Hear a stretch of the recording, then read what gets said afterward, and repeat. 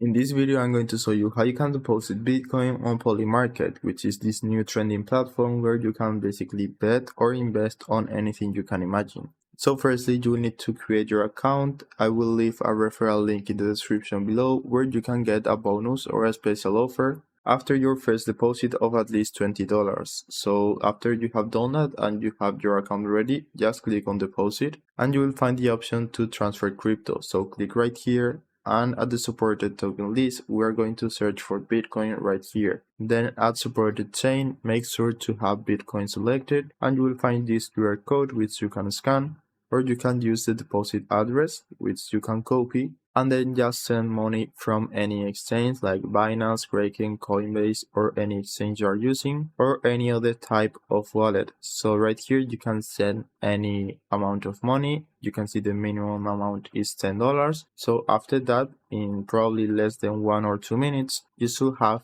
your money ready on cash right here. So whenever you want to withdraw, you can click here and click withdraw and just put in the address and the token where you want to withdraw the money. So that's it. I hope it was helpful and thanks for watching.